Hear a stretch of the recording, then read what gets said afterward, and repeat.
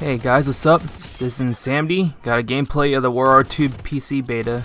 At first, despite the PC beta having a TBD, I honestly thought it was going to be a joke and they weren't going to release a beta. I mean, the PC platform was always going to get the short end of the stick in regards to Call of Duty support, and given that it's nearly a month since the beta hit Xbox One and got another weekend on the PS4, a PC beta release wouldn't be much of a priority on Activision's list when they likely have had all the feedback that they could ever want from the console release. Then I checked my YouTube sub page where I'm subscribed to one YouTuber who uploaded a very recent World War II beta video, which was a live com, and I thought, wait, what? I thought the beta was over a long time ago. Then I checked to see if there was a PC beta, and indeed, the moment I found out, I went to install it right away. I was pretty surprised to see a peak player count of 58,000 people for beta, and given the mixed feelings towards Infinite Warfare and even Black Ops 3 to some extent on PC, I didn't expect there to be tons of people playing the beta.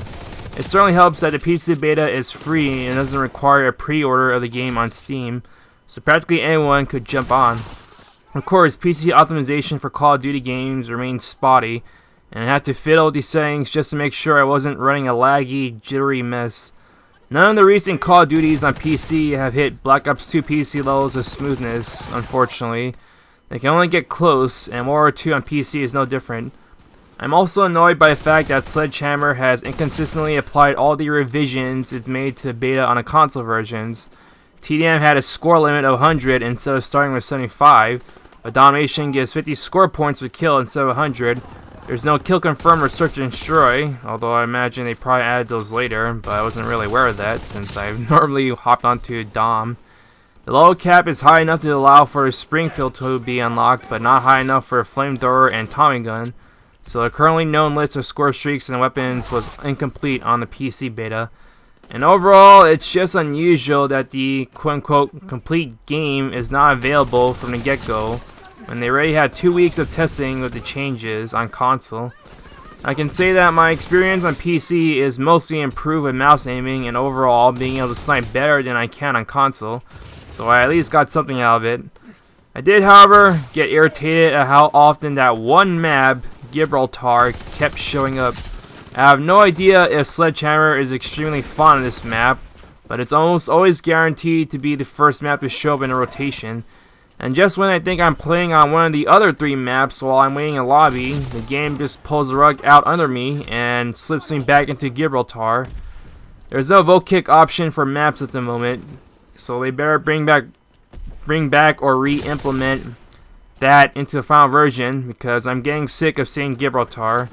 Obviously, the final version isn't going to have just Gibraltar, but I certainly hope the frequency of Gibraltar is not as high as it was in this beta.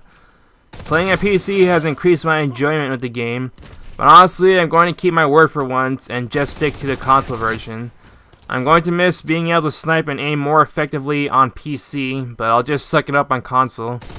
One peculiar thing of note is that I think the footstep sounds are somewhat more noticeable on PC, although Sledgehammer likely views it as low priority. The Advanced Warfare's footsteps can't be heard at all, and the fact that they made dead silence a one-time usable exo item in that game is completely laughable. World War II is even less priority because you'll be exposed no matter what, either by firing a gun since only SMGs get suppressors, or a recon, which means no suppressors for SMGs. Treyarch and Infinity War have been better in this regard, but Sledgehammer has yet to make footsteps an actual part of their game design.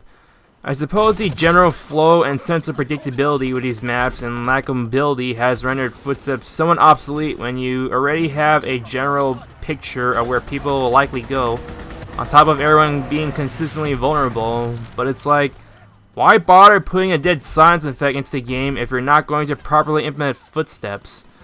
Treyarch did a hell of a job in War at War, dropped the ball in Black Ops 1 initially, they made up for it in future updates, completely fumbled with Black Ops 2 where even though they had perks to increase footstep volume and silence their footsteps, along with a hint in the loading screens, the footsteps simply could not be heard at all.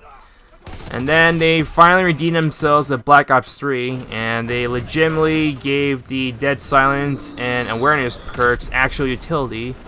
Infinity Ward, regardless of game and development team, had a consistent track record with Footsteps, so you can always hear Footsteps in their games. But Sledgehammer is now 2 for 2 with non-existent Footsteps. I'll leave it here since I'm starting to go on a rant now. But in any case, the game is reasonably fun, and I'm glad the beta was free to play on Steam for a weekend. Hopefully, it's a sign of things to come when I return to console for a full game release. That's the gameplay and commentary. Hope you enjoy it, and Insanity is out. Adios, amigo. Rest in peace.